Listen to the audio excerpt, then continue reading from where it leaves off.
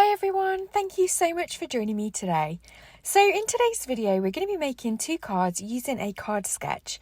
And the first way of making a card is going to be a great way of using up scraps. I've got lots of scraps of plain cardstock and so I really want to use them up today. But of course you could use pattern paper, and if you don't have any pattern paper or scraps that you want to use, then of course you could just use ink markers or paint markers or pens, watercolours, whatever you've got in your stash. So I'm going to be working on a 5x7 card blank today. So I really want my strips to be 3.5 inches long and half an inch wide. And I'm just using the mini Holtz trimmer to trim these down. I trimmed 4 pieces from each of the colours, but you'll see in the end that I don't really need this many, but it's always good to have a few spare, just in case, depending on if you're working on a slightly different size to me. So once I'm happy that I've got all those strips, I'm just going to line them up on my card blank and just see what kind of colour combination I want to use. But I just go ahead and start gluing them down and actually change the order of the colours. So I go green, then blue, pink, then red, and then purple. And I'm just using a fine tip glue bottle. I've got Cosmic Shimmer Quick Grab glue in that bottle.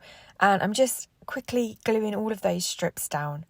You could, of course, have added double-sided adhesive sheets to the back of these scraps before you cut them and then use that. But I find it just a lot easier just to use the liquid glue. Then for the tag feature, I'm going to use this die set from Funky Fossil Designs. It was their Ephemera die set that came out in one of their recent releases. So I've gone ahead and die cut the tag out of some white cardstock, and then I'm going to add some ribbon to create the bow. As shown on the card sketch. Now this ribbon was actually from some clothes that I bought. Sometimes, I don't know if it's the same across the world, but in the UK they have some ribbon in to like help you attach it to your hangers, particularly if a top's slippy. And I don't like those being left in, so I cut them out and I keep them and then I use them in my card making. So it's a great way of having some ribbon on hand, and because it's nice and thin, it's really good for card making. So that's where this came from today.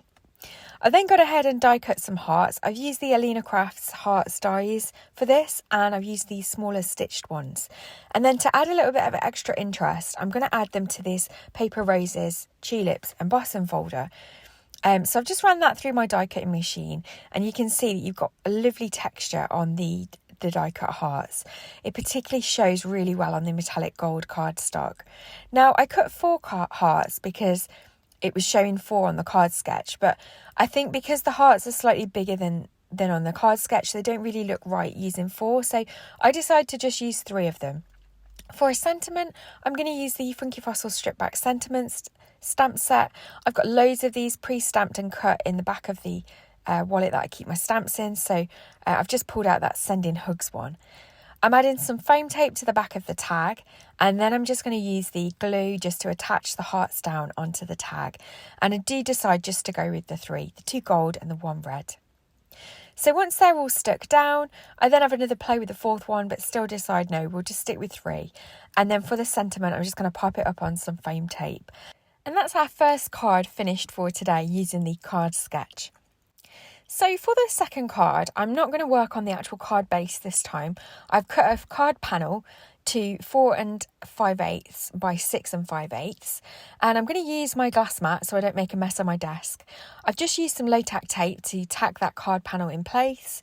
That's the mint tape from scrapbook.com. And then I have this All in Create acrylic block that's designed for border stamps. And so what I'm going to do is alternate the border stamps with different colours of the VersaFine Clair ink. Now the reason I'm using the VersaFine Clair is because it's a pigment ink and it stamps beautifully. It's really great for stamping because it leaves such a crisp impression of the stamp. So that's why I'm using those today. I've got a variety of colours in my collection, and I'll leave the links in the description box below of the different colours that I've used today. I'm also using the acrylic block because it means that I can make sure that the border stamps are nice and straight, and I can use the lines on my grid mat for that. So that's another great reason to use your glass mat, because those grid lines really help with making sure the stamps are nice and straight, especially when you're using border stamps, because it can be a little bit tricky to get them straight. So yeah, the glass mat's really helping with that. So once I've finished that panel, I can now take off the mint tape and reveal that lovely crisp edge that we've got to all that stamping that we've done. And I think it looks really nice. So for the tag this time, I used the Creative Craft Products Nesting Tag die set because I want a slightly larger tag. So I've cut that out of metallic silver cardstock, and I've got some slightly wider pink ribbon in my stash, which I'm going to use to add a bow to the tag. Now, if you don't have ribbon, of course you could use hessian, or you could just miss the bow off altogether, or you might have a nice die set that cuts a really pretty paper bow and you could just glue that on. So there's lots of different ways that you could do that. For the hearts, I decided to use cardstock that kind of matches the VersaFine Clat inks that I've used today. So I think about using a silver one for a small heart. I've got the green and a blue and purple for the other hearts. But as you'll see, I decide that the silver heart it kind of gets lost on the tag.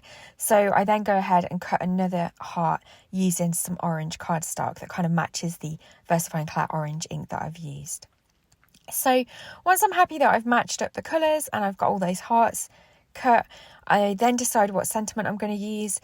Again, I use the strip back sentiment stamp set from Funky Fossil Designs because I just have so many of these pre-stamped in the back of that and I really want to use them. So once I've had a good sift through, I decide to go with the Happy Anniversary one. So again, I kind of feel like it gets a bit lost, so I'm going to add a matte layer to it, and I'm going to use the purple cardstock here. Again, I'm just using the quick grab glue, and once I've stuck that down, I can go ahead and bring in my mini Tim Holtz trimmer again and cut this down. I use this trimmer all the time. In my mind, I wasn't sure if I could justify purchasing it, but now I've got it, it's like constantly being used in my craft room. So if you're not sure and you do a lot of trimming down of mats and layers, and particularly smaller mats and layers for sentiments, then I definitely would recommend it. I got it in a sale and it was a good price, so it was well worth purchasing.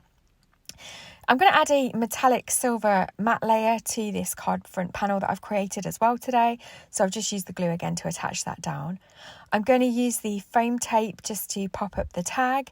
This foam tape is from Craft Stash. Again, I'll leave product links in the description box below if there's anything that you're particularly interested in. Once I've stuck that down, I'm then going to add the hearts, and I decide to just keep these all flat, so I just use the liquid glue on these.